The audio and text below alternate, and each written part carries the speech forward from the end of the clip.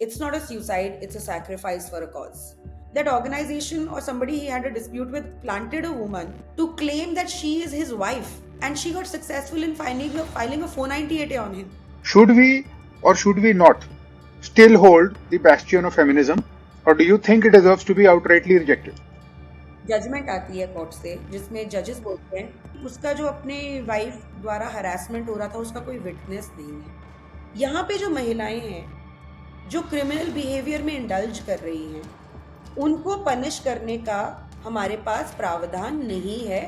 That is a problem. पूरे के पूरे फैमिली के ऊपर लगभग 5-6 लोगों के ऊपर 376 लगी हुई है, 354 लगी हुई है, 498 लगी हुई है, 323 लगी हुई है। ऐसे ऐसे 11 सेक्शंस लगे हुए हैं, 11 सेक्शंस। झूठा गैंगरेप का केस फाइल किया किसी से बदला लेने के लिए। She will stand in the court for 7 hours Hmm. As a punishment. Victim card खेला जा रहा है आदमियों को डिस्ट्रॉय करने के लिए।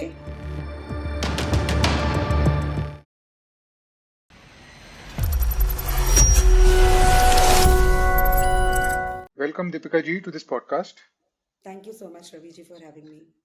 Thank you for taking the time. बहुत डिफिकल्ट सी सिचुएशन है, बहुत सर्कमस्टांसेस ही ऐसे हैं कि आई एम श्योर कि बहुत लोग आपका कमेंट लेना चाहते होंगे। आपने ये टाइम दिया, I want to make the most of it. Obvious reason for the urgency is Atul suicide. Yes. जिस मैनर में अतुल ने सुसाइड किया और जो उसने लिखा है, मैंने पूरा वीडियो देखा उसका, 1 घंटे 20 मिनट का वीडियो। उसका मैंने सुसाइड नोट पढ़ा। 2 ही पेज अवेलेबल हैं सुसाइड नोट के उसके। हालांकि मैंने देखा कि 24 पेज का है, तो आई थिंक वो कोर्ट एविडेंस है, वो सामने नहीं आया। बट जो उसने बताया और जो उसने लिखा है, it is obviously harrowing. Yes. मैं इसकी डिटेल्स में जाऊंगा, but the first point, obvious point is, this is what you do, in the sense that advocating for men's right is what you do. Ekam Nyaay foundation के आप founder हैं और आप इस टाइप के केसेस ही हैंडल करते हैं। तो हमें तो ये एक ऐसा केस है जो सामने हमारे आ गया और हमको पता चल गया कि ये इतना बड़ा इशू है, बट असलियत आप जानती हैं ये जी। कितना बड़ा इशू है। That's one. Number two, in fact one the first question is, Atul के केस में आपके हिसाब से क्या हुआ है? अभी तो हमको एक ही साइड दिख रही है, but what is the whole reality? ये इतना बड़ा इशू है रवि जी कि जब से 9 दिसंबर को अतुल सुभाष का सुसाइड सामने आया है उसके बाद अभी पिछले 3 दिन में ऐसे 4 और सुसाइड सामने आ चुके हैं। जोधपुर में एक मास सुसाइड हुआ है जो अभी तक मेन स्ट्रीम मीडिया में आया नहीं है, जहाँ पे एक महिला ने अपने दोनों बेटों के साथ सुसाइड कर लिया है। और उनके सुसाइड की वजह बताई जा रही है कि उनके बेटे की अभी 4 महीने पहले ही शादी हुई थी और जो उनकी बहू थी और उसके जो परिवार वाले थे वो इतना ज़्यादा इनको हैरेस और टॉर्चर कर रहे थे कि ये पूरी की पूरी फैमिली तबाह हो गई। उसके बाद एक प्रोफेसर का सुसाइड आया, उसमें भी उन्होंने अपनी वाइफ को और अपने इन-लॉज़ को ब्लेम किया है कि वो उनको मेंटली बहुत ज़्यादा टॉर्चर और हैरेस कर रहे थे। आज ही बैंगलोर पुलिस के एक ऑफिसर ने सुसाइड किया है और आज की ही न्यूज़ है। उन्होंने भी अपनी वाइफ और फादर इन लॉ को ब्लेम किया है और उन्होंने कहा है फादर इन लॉ जो है उनको मारने तक की धमकी देते थे। ये एक पुलिस ऑफिसर सुसाइड कर रहा है। आप समझिए ये बात कि एक पुलिस ऑफिसर जो कि ट्रेन्ड है किसी भी प्रेशर को झेलने के लिए, वो आए दिन इस तरह की ट्रेजेडीज या को फेस करते हैं, क्राइम को फेस करते हैं, वो जो है गिव अप कर रहे हैं। तो ये मेरे ख्याल से अपने आप में समझाने वाली चीज है कि ये कितना बड़ा इशू है। Now coming to Atul Subhash के केस में क्या हुआ। अतुल सुभाष के केस में वही हुआ जो मुझे लगता है कि इन सब केसेस में है। हेल्पलेसनेस है, कानून का बायस है, एक डेप्रिवेशन है हमारी सोसाइटी की, जहाँ पे वो एक ही पक्ष को जो है उसने इतना ज़्यादा चढ़ा दिया है कि दूसरा पक्ष जो है वो अपने आप को बिल्कुल दबा हुआ और डिप्राइव्ड महसूस कर रहा है कि भई हमारी कहीं पे सुनवाई भी नहीं है। तो मेरे ख्याल से अतुल ने भी इस सिस्टम से फाइट करने की कोशिश की और आज ही मैं अभी रिसेंटली मैंने दोबारा से कनेक्ट किया एक ऐसी बहन से जिसने 15 साल पहले अपने भाई के लिए लड़ाई की थी। सैयद अहमद मखदूम है। मेरी डॉक्यूमेंट्री फिल्म जो 2016 में रिलीज हुई थी, मैंने काम 2012 में शुरू किया था, तो मुझे काम करते हुए 12 साल हो गए हैं। शील जो है मखदूम की सिस्टर, उनका मेरी डॉक्यूमेंट्री मखदूम के केस से शुरू होती है। इनफैक्ट 2012 में जब मैंने काम करना शुरू किया तो शायद स्टार्टिंग पॉइंट, और मुझे आज तक वो रात भूलती नहीं है। आज के समय पे बहुत सारे लोगों को स्लीपलेस नाइट्स हो रही हैं अतुल के सुसाइड वीडियो को देख के। मैं यही एक्सपीरियंस मैंने फील किया था और मुझे आज भी वो याद है रात जब मैंने ये सोचा था कि मैं क्या करूं। 498 का इतना मिसयूज है, हमारी फैमिली में हुआ था, तो हमने पर्सनली फेस किया है, but I wanted to do something and not just कि like issue है कुछ. I wanted to do something, and since I have a background in journalism and documentary filmmaking, तो मुझे लगा कि एक documentary film बनानी चाहिए, because 2012 में लगभग रवि जी आप मानिए 2000 1983 में लॉ आया आया था, तो लगभग 30 साल ऑलरेडी हो चुके थे इस लॉ को आए हुए, लगभग 20 साल हो चुके थे इसके मिसयूज के ऊपर, बार बार जजमेंट्स आए हुए। 2005 में सुप्रीम कोर्ट ने बोला था इलीगल टेररिज्म है, लेकिन फिर भी 2012 तक एक ऐसा मुझे बहुत ही उम्दा कोई फिल्म या कोई डॉक्यूमेंट्री मुझे नहीं दिखी जिससे समाज में बताया हो कि ये क्या प्रॉब्लम है। तो मुझे लगा कि एक डॉक्यूमेंट्री बनानी चाहिए, और जब मैं रिसर्च करना मैंने शुरू किया तो सबसे पहले मैंने सैयद अहमद मखदूम का वीडियो देखा। 7 मिनट का वीडियो था, ऑलमोस्ट यही गुहार थी, और ऑलमोस्ट यही हेल्पलेसनेस थी, ऑलमोस्ट यही डिस्क्रिप्शन था। बेटे को नहीं देख पा रहे थे, बेटा उनकी जान था, और वाइफ ने झूठा दहेज का केस लगाया था, उनको अरेस्ट भी कर लिया गया था। वो उस टाइम पे मेरे ख्याल से बीमार थे, लेकिन फिर भी उनको अरेस्ट कर लिया गया था, और उनको इमीडिएटली अरेस्ट के बाद हॉस्पिटलाइज करना पड़ा था। तो उस टाइम पे तो सिचुएशन इतनी ज्यादा खराब थी कि एफआईआर हुई और जेल में पटक दिया, ना ही सिर्फ पति को बट उसकी पूरी की पूरी फैमिली को। मैम तो मुझे एक चीज जो बहुत स्ट्राइक करी, I am hmm sorry to interrupt, बस हम्म मुझे लगा इंपॉर्टेंट है ये चीज, हम्म द वे लॉजिकली ही आर्ग्यूज। यस अतुल की आर्ग्यूमेंट ये है कि चाहे मैं जो मर्जी कर लूं, यस मैं I am losing the battle regardless, because जो पैसे मैं दे रहा हूँ सिस्टम में, वो सिस्टम मेरे अगेंस्ट यूज कर रहा है, और जितने पैसे मैं देते रहूंगा वो लगा रहेगा, देयर इज नो ऑप्शन। फिर वो 3 ऑप्शन देता है, he mentions 3 options as per understanding. कहता है एक तो या आप करते रहो फाइट, फाइट करते रहोगे तो वैसे you are going to lose, क्योंकि अभी तक जो हो रहा है वो रिपीट होगा, उसका कहना है ये। दूसरा वो कहता है कि बच्चे के साथ तो एलियनेशन है ही, जिंदगी भर वो रिलेशनशिप स्ट्रेन हो गया। तीसरा वो कहता है कि मुझे मर ही जाना चाहिए, मुझे मर जाना चाहिए, क्योंकि मेरी वाइफ भी ये कहती है, जज भी ये कहती है, और वो भी कहती है, और जी और that he has concluded logically is the best possible option.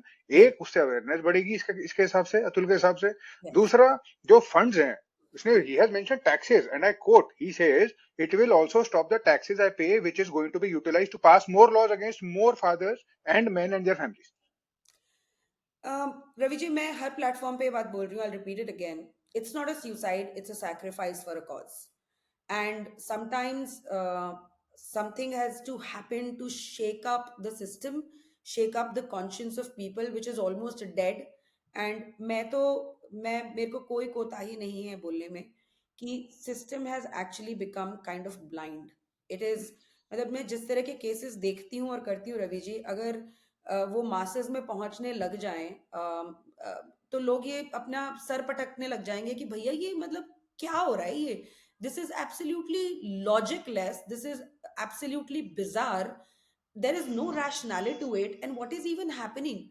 To give you an example, yesterday I was on a show and there was a man who was sitting over there, उनको उनकी organisation में किसी के साथ खटक गई थी, so that organization planted a woman, he's a married man already, that organization or somebody he had a dispute with planted a woman to claim that she is his wife, and she got successful in filing a 498A on him.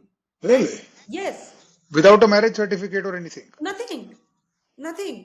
अब उनका case तो खैर बहुत पहले file हुआ है, तो उस टाइम पे वो सर्कमस्टेंसेस हुआ करते थे कि बिल्कुल ही अंधपना है, अभी इतना ज्यादा अंधपना नहीं है एटलीस्ट मैट्रिमोनियल डिस्प्यूट्स में, बट अब रेप केसेस में अंधपना है।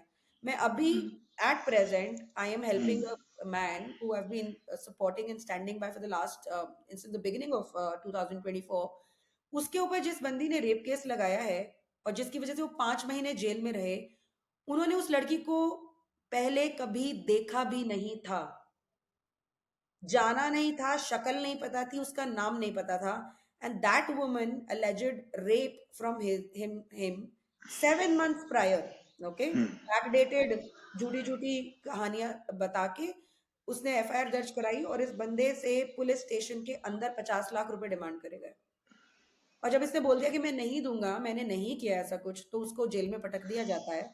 और एक जज साहिबा बैठी होती हैं जिनके सामने उनका परिवार गुहार लगाता है कि भैया हमने कभी देखा भी नहीं है, और जो महिला कह रही है कि उसका इस फलाना फलाना दिन पे रेप हुआ है, उससे अगले दिन की, उससे अगले एक हफ्ते की उसके पास उसकी उसने फोटोज डाली हुई इंस्टाग्राम पे, जहां पे वो हंस रही है, पार्टी कर रही है, और एफआईआर में लिख रही है कि मैं डिप्रेशन में थी इसलिए मैंने 7 महीने तक एफआईआर नहीं करी।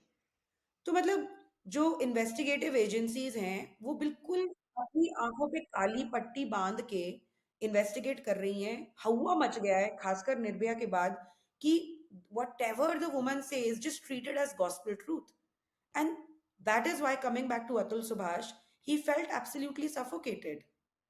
And I think some few things that have played a part in what has the tragedy that has happened is also because in the last couple of months we have discussed the law for marital rape.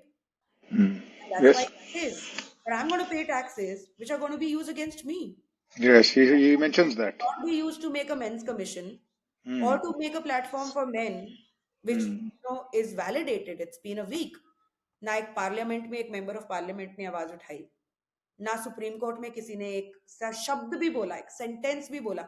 आम तौर पे चाहे वो liquor वाला case है दिल्ली का, या फिर आरजी कार केस है, या फिर कोई भी केस जो मीडिया में इतना छाया होता है, जजेस जो सुप्रीम कोर्ट में बैठे होते हैं ना, हालांकि मतलब मान लो कोई वो ऑर्डर वगैरह नहीं पास कर रहे, बट कहीं ना कहीं वर्बली वो लोग कुछ बोलते हैं तो वो न्यूज बन जाती है। तो हमने ऐसी बहुत खबरें पढ़ी है जहाँ पे whatever is happening around और the biggest story in media, the जजेस से समथिंग और the other.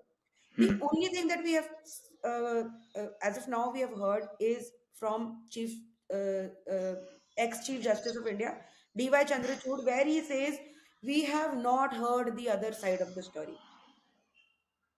So this 90-minute video, 24-page suicide note, can be absolutely invalidated if they want to believe the other side of the story. So that is the only thing. और जैसा अतुल ने बोला कि अगर उसको न्याय नहीं मिलेगा तो उसकी अस्थियां गटर में बहा देना। सैयद अहमद मखदूम को इवेंचुअली न्याय नहीं मिला। The courts thought that whatever his wife did was not a betterment of suicide. एक Hmm. और केस था, very interestingly I tell you Ravi ji, जब मैं मार्टर्स ऑफ मैरिज की शूट कर रही थी, मुझे दिल्ली से ट्रैवल करना था Hyderabad. I had to Hmm. Do an interview with a sister whose brother fought a false 498A, and she was also implicated in the same. She also became an activist and she, fought it through. They won the case also. And very, very ferocious woman. तो मैं उनका interview करने जा रही थी।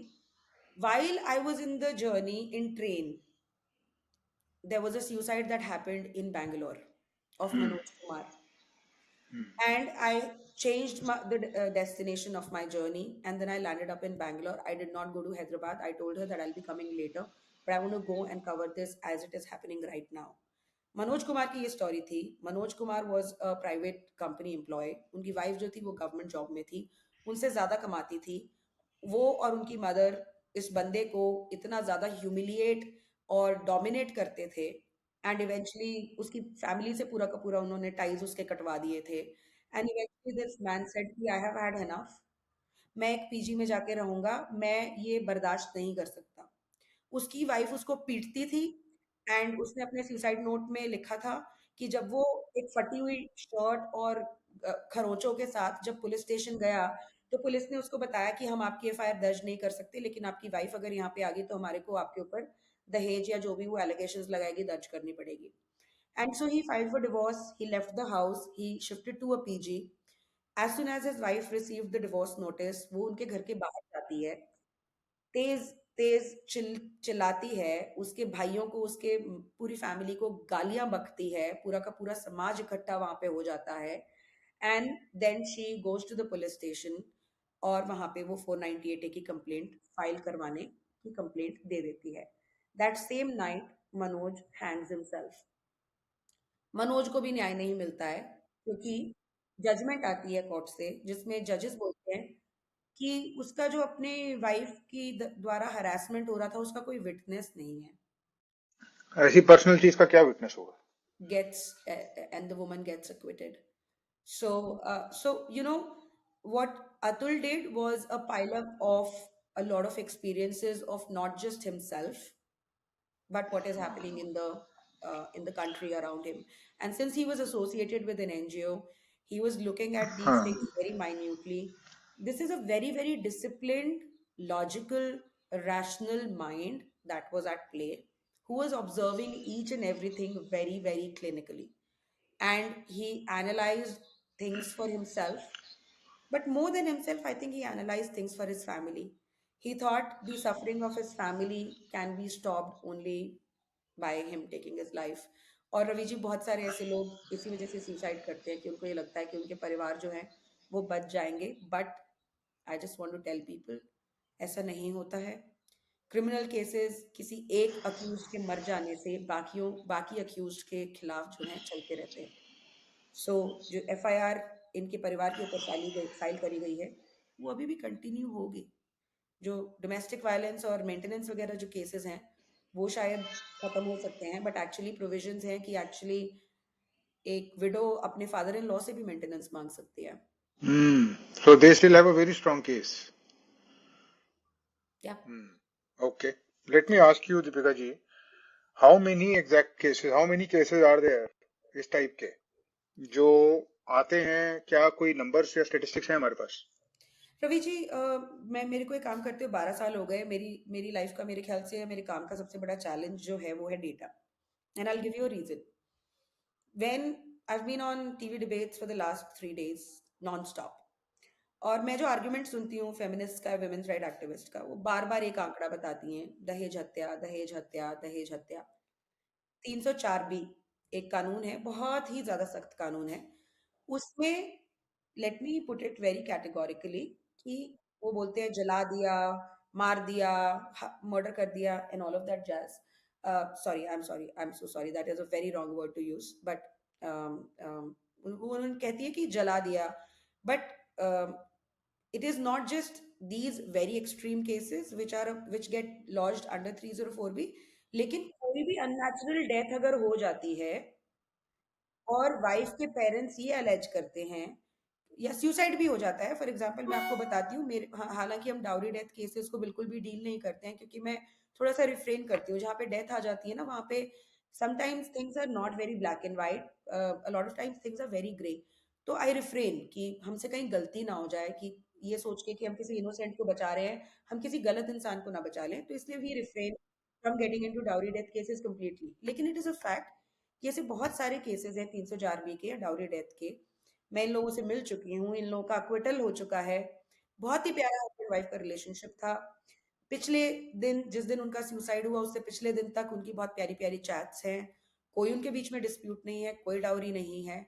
लेकिन because of some depression या फिर किसी चीज, जैसे एक केस था जहाँ पे she was not able to conceive and the couple was dealing with it as together, but वो इतना ज्यादा डिप्रेस हो चुकी थी उस चीज की वजह से कि उन्होंने अपने आप को उन्होंने सुसाइड कर लिया। मैम एक बारी I want to just make a very simple distinction.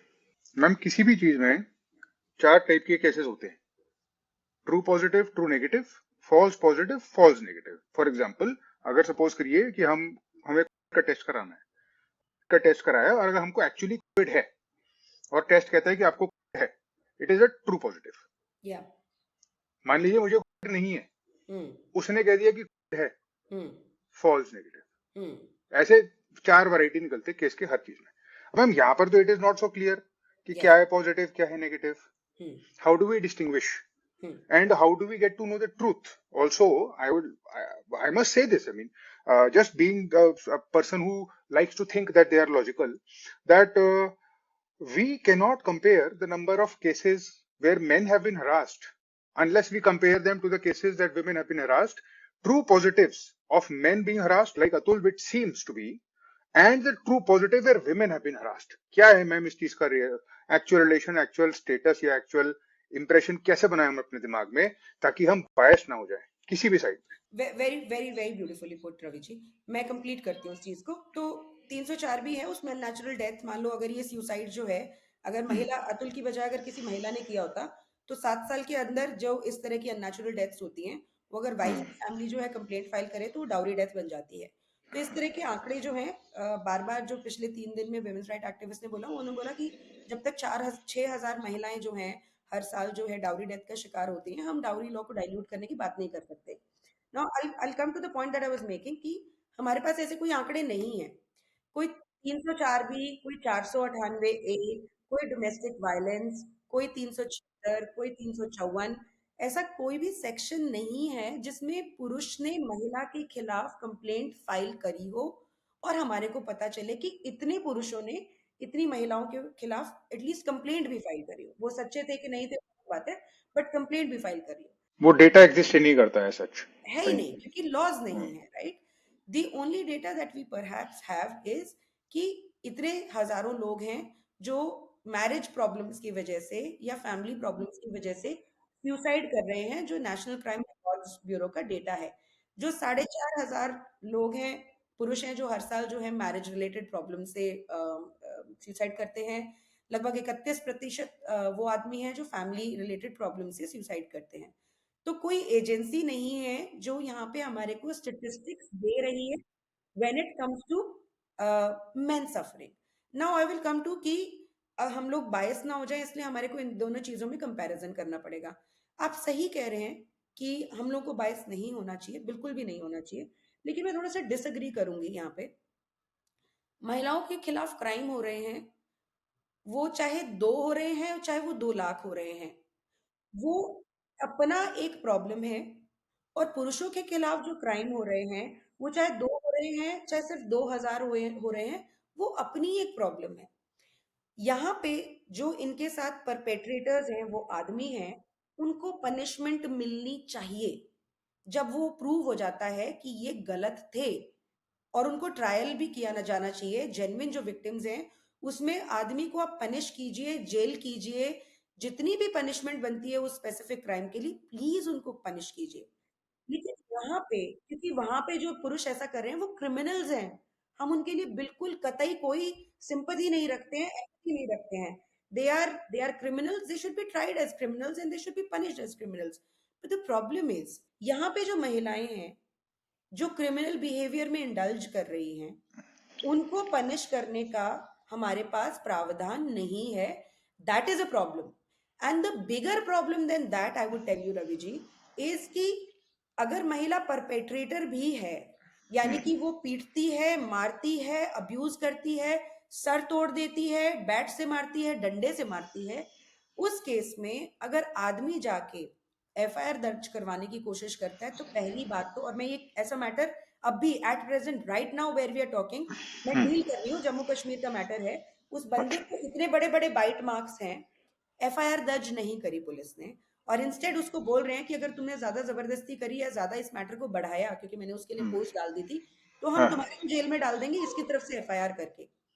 तो प्रॉब्लम ये हो जाती है कि जब पुरुष एफआईआर दर्ज भी करवाता है, मान लो उसकी एफआईआर होगी 323 या 324 हर्ट या ग्रीवियस हर्ट में, लेट्स प्रिज्यूम कि एफआईआर दर्ज हो भी गई, there is no stopping of his wife then to file a 498 on him, to file a domestic violence case on him, to file a 125 case on him, to seek maintenance from him. So from a victim, now he will be tried as a perpetrator. So does he even want to report the crime that is happening against him? So many cases, Raviji. So that's the problem. We will have to analyze that we gender neutrality is the need of the hour. You cannot see give laws to women. There is no problem. These laws have come after a long struggle. They are the need of the hour. बहुत सारी महिलाएं हैं जो बहुत ही genuinely victimized होती हैं, and उनको न्याय मिलना चाहिए, और ये कानून जो है बिल्कुल होनी चाहिए। There is absolutely no doubt कि जितना महिलाओं के साथ क्राइम होता है, मेरी अंडरस्टैंडिंग में नहीं होता है वो पुरुषों के साथ। मैं एक मेंस राइट एक्टिविस्ट हूँ, मैं आए दिन इस तरीके के केसेस को फेस करती हूँ, लेकिन नहीं है कंपैरिजन।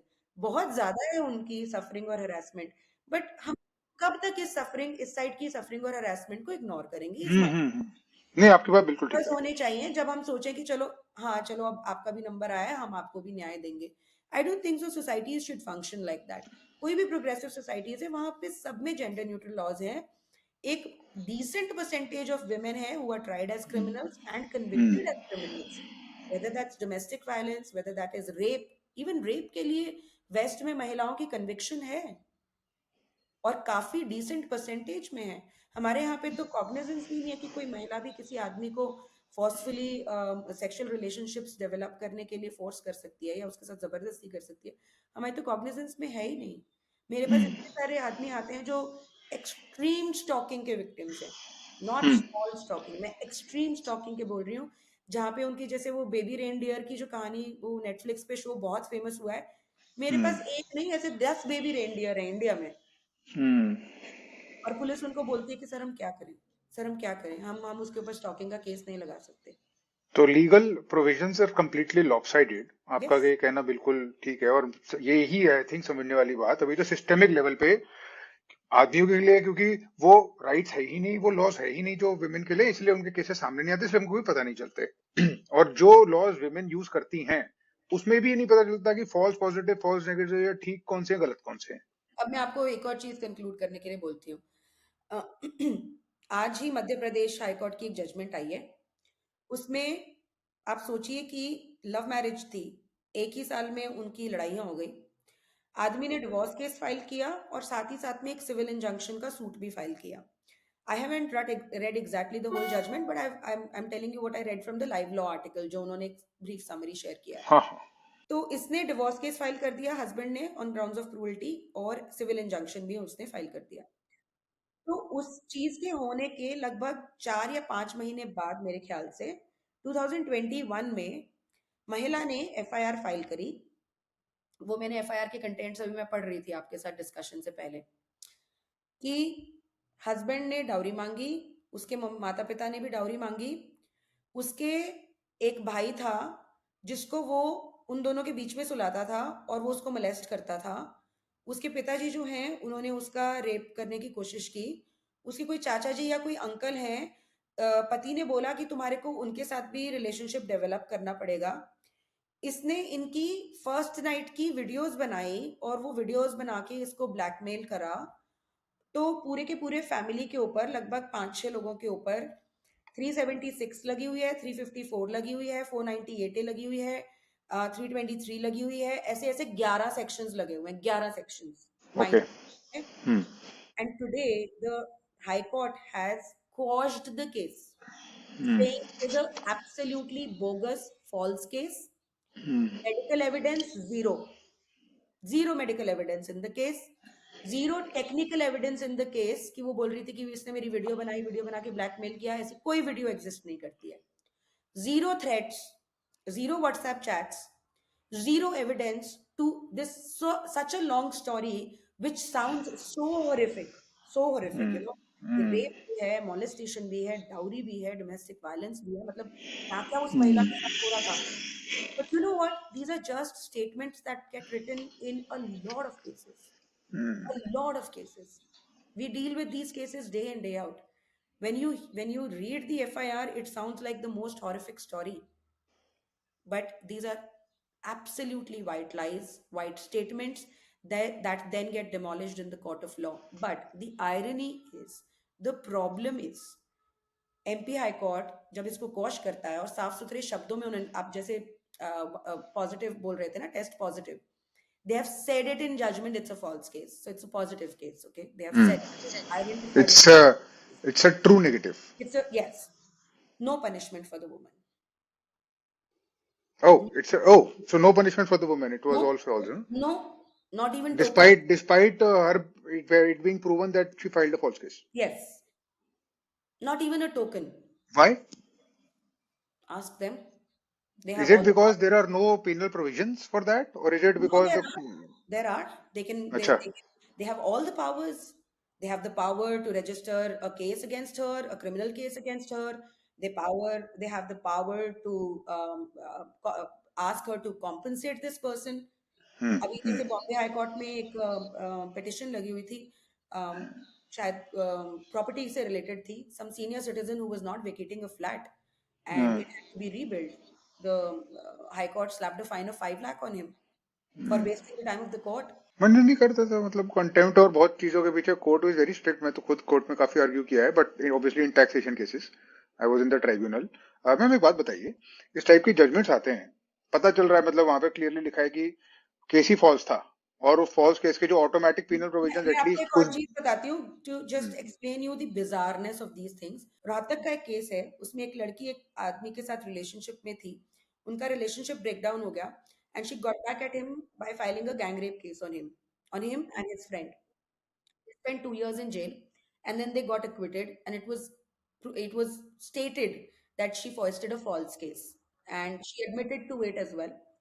तो जब ये सब कुछ हुआ तो कोर्ट ने जब ये बात डिसाइड होने लगी कि इसको क्या पनिशमेंट दी जाए, क्योंकि इसने झूठ झूठा बलात्कार, झूठा गैंगरेप का केस फाइल किया किसी से बदला लेने के लिए। ये कोर्ट डिस्कस कर रहा है, तो obviously it's again a test negative case कि उन्होंने बोल दिया कि ये झूठा केस था बकायदा एंड फॉस्टेड था। तो दे सेड कि अभी ट्रायल को टाइम हो गया है, 3-4 साल शायद हो गए थे उस ट्रायल को, और वो 2 साल जेल में थे। उसके बाद उनको बेल मिली होगी, फिर ट्रायल चला होगा, उनका अक्विटल आया और प्रूव हुआ कि ये झूठा केस था। तो कोर्ट ने बोला देखिए थोड़ा समय हो गया है, now she is a married woman, she has a child, तो we are very sympathetic again for her, she will stand in the court for 7 hours hmm. As a punishment. Ma'am एक बात बताइए, मेरा ऑब्वियस क्वेश्चन इज, इस type के जब judgements आते हैं, do you think that the जजेस are conscious of the fact कि एंटी वुमेन जजमेंट नहीं देना है? If you do that there will be other consequences on your career etcetera. Do you think कि उनकी जजमेंट्स किसी इस टाइप के फैक्टर से इन्फ्लुएंस होती हैं? Yes, absolutely. And I'll hmm. give you, I'm not saying it just to say it. I'll give you an example.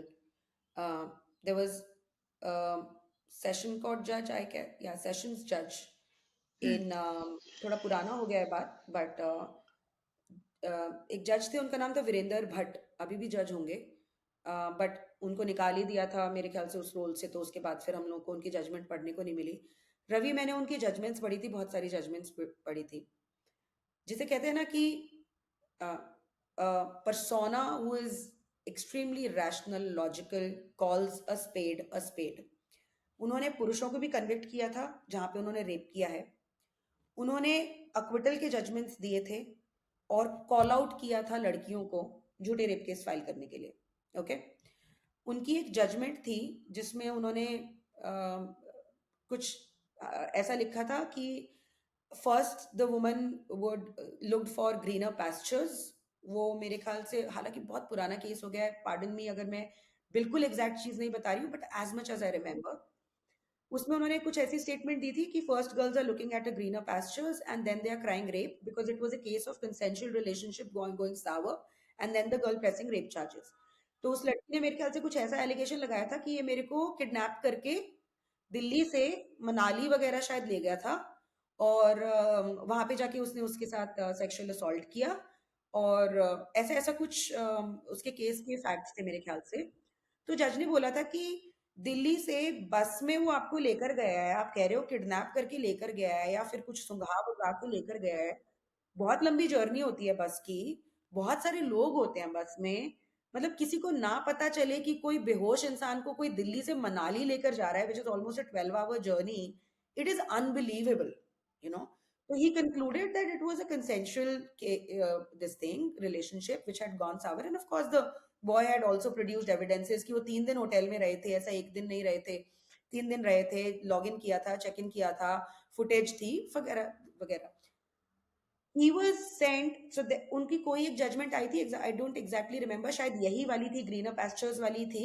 Feminists outraged कि how can the judge use sexist lines like this, you know, he could have just acquitted the person and there is no need to cast aspersions on the character of the woman, और उनको उसके बाद gender sensitisation के लिए भेज दिया गया था, मैम जुडिशरी दो टाइप की जुडिशरी। चीजें मुझे लगता है कि बहुत जरूरी डिस्टिंग्विश करनी इस टाइप की किसी भी डिबेट में, चाहे वो न्यूज चैनल में हो या किसी पॉडकास्ट में हो।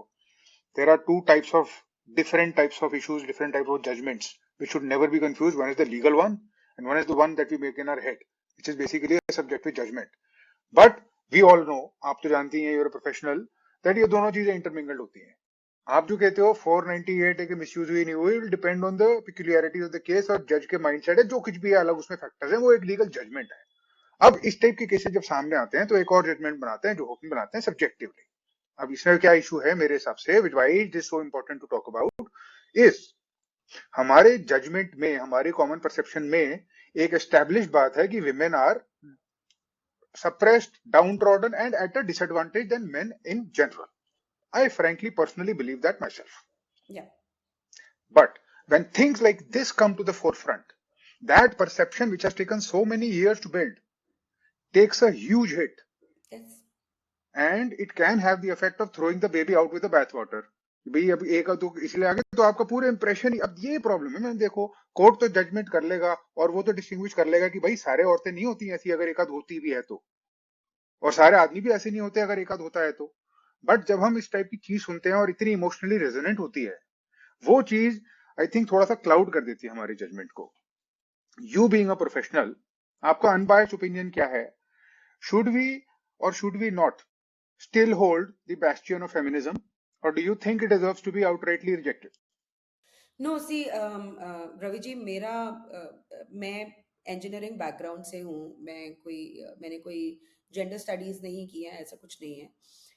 तो I don't think so I hold the right to speak on whether some ideology is right और whether it should be there और not there. But in my experience what is happening is that just like पुरुषों ने एक लंबे समय तक अपनी social privileges का एडवांटेज लिया, वैसे ही आज के समय पे महिलाएं जो हैं, इसी चीज का कि हम समझते हैं कि वो वीकर हैं या वो डाउन ट्रॉडन हैं, या एक सिंपैथी जो महिलाओं के लिए है, उसका डिसएडवांटेज महिलाएं ले रही हैं।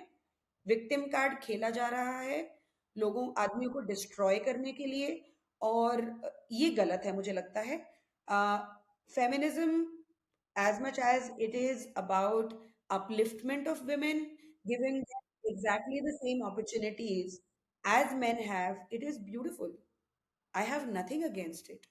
uh, आज भी हम लोग ऐसे समाज में रहते हैं जहाँ पे हैं ऐसे घर जहाँ पे लोगों को लगता है कि ये राइट है उनका कि उनको दहेज मिले, कि राइट है उनका कि वो महिला को बोले कि भैया तुम जो मतलब उनको ऑप्रेस करें या सप्रेस करें। ऐसे बहुत सारे आज भी हमारे देश में परिवार हैं जहाँ पे लड़कियों को नहीं पढ़ाया जाता है या लड़कियों को प्रमोट नहीं किया जाता है।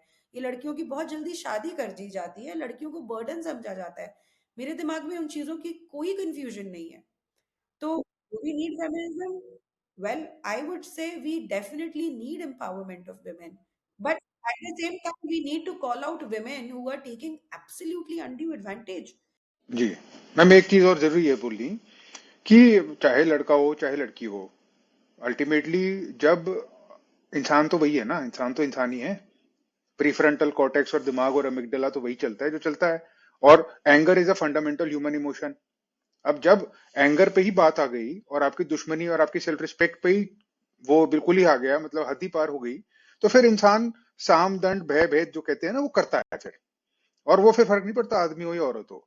अब आदमी जो वो करेगा, जो उसके हाथ में, जो उसके पास हथियार, जो बेस्ट पॉसिबल वेपन है वो वेपनाइज करके यूज करेगा। तो रवि जी, मैं आपको एक एग्जाम्पल बताती हूँ। जी। मैं अभी हम लोग साथ में ही थे वहां पे क्राइम लिटरेचर फेस्टिवल में, डीजी हाँ। मोहम्मद सोमेश गोयल हाँ। जी हाँ। उनसे मैं एक प्रश्न पूछना चाहती थी, नहीं पूछ पाई, फिर निकल गए थे। उन्होंने एक बात करी थी कि एक महिला आई हुई थी प्रिजन में जिसने अपने हस्बैंड को मर्डर कर दिया था। और हम्म। उन्होंने बोला कि वो लेडी जो है, मैंने जब उससे बात की तो वो एक डोमेस्टिक वायलेंस की शिकार थी और बहुत सालों तक उसने डोमेस्टिक वायलेंस का अब्यूज झेला, या पता नहीं हम्म। थी या नहीं थी, बट उन्होंने बेसिकली बात बोली कि मैं ये सोच रहा हूँ कि वो लड़की, वो लेडी कितनी ज्यादा उसने सफर किया होगा कि उसने इवेंचुअली उस बंदे का मर्डर कर दिया। Hmm. And then they actively worked to rehabilitate her. They went out of the way कि वो उसको एक जगह पे उन्होंने एम्प्लॉय किया as a maid and she started earning and all of that. Okay, hmm. So no problem in that, but my only question is, आप एक महिला का एक अपने हस्बैंड को मर्डर करना कहीं ना कहीं जस्टिफाई कर रहे हो कि भाई वो अब्यूज की शिकार थी तो इसलिए उसने मर्डर कर दिया। क्या हम लोग यही चीज यही सेंस में बोल सकते हैं कि अगर कोई आदमी को, अगर उसकी वाइफ बहुत ज्यादा हैरेस कर रही हो और अगर वो उसका मर्डर कर दे, कि कोई जस्टिफाई कर सकता है इस चीज को? आई डोंट थिंक सो। कोई एम्पैथी रख सकता है उसके लिए? मैं तो नहीं रखूंगी। मतलब, hmm. But yes, what you are saying is कि साम दाम दंड भेद के साथ जब आपको एक एज पे पुश कर दिया जाए तो you will see the societal destruction, you will. हाँ, नहीं मतलब वो ह्यूमन की अगलीनेस दिखती है उसमें, मुझे लगता है more than a gender issue, it's a human issue. और जब ह्यूमन अग्रेसिव होते हैं तो उनकी जो एक्चुअल अगली साइड है वो बाहर आ जाती है। एंड रवि जी, मैं आई। आपको बताती हूँ, इतने इतने सारे केसेस हमारे पास आते हैं जहाँ पे आदमी के पास, आदमी को प्रॉपर पता है कि उसकी वाइफ अडल्ट्री में है, प्रॉपर हम्म। पता है, ठीक है। अब ये प्रूफ जुटाने किसी के, सबके हाथ के नहीं होते हैं, और ये चीज ज्यादातर प्रूफ्स इन चीज के फोन में होते हैं, और ऑब्वियसली ये बात है कि अगर कोई इंसान एक्स्ट्रा मैरिटल अफेयर में होता है तो उसका फोन सबसे डिस्क्रीट होता है।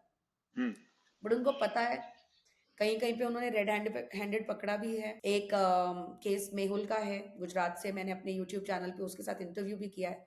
7 साल तक उन्होंने दहेज, डोमेस्टिक वायलेंस, फलाना धमकाना के केस लड़े। क्यों फाइल किए उनकी वाइफ ने उनको उनके ऊपर ये केस? क्योंकि उन्होंने अपनी वाइफ को एक होटल में उसके बॉयफ्रेंड के साथ रेड हैंडेड पकड़ लिया था। And then he had to fight these cases for 7 years। तो अब आप सोचिए कि आपके साथ एक तो गलत हुआ है और उसके बाद आप ही को मुजरिम बना दिया गया। और ये ना, अतुल के केस से थैंकफुली अब लोगों को समझ में आएंगी कि ये हैरेसमेंट होती क्या है।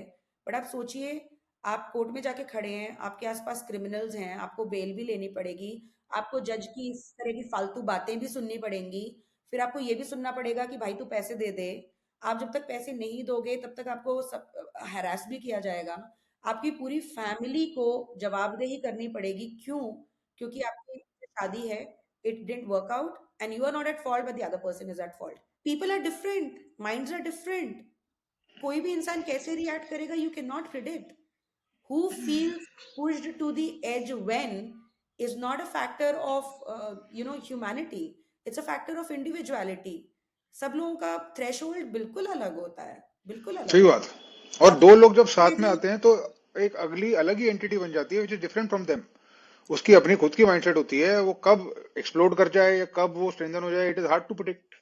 और मैं, हमारे तो यहाँ पे एक फिल्म बनी हुई है थप्पड़, जहाँ पे ये इतना कैटेगोरिकली कन्वे किया गया कि एक थप्पड़ भी हाँ। सफिशिएंट है to and it all. Oh yes, no थप्पड़ तो बड़ी बात हो जाती है, मैटर मतलब कुछ। यस, नो अब matter if escalation, you escalation तो कभी भी हो सकता है। एक अच्छी खासी मैरिज में दो चार बातें हो गई और बढ़ती चली गई तो हो जाएगा।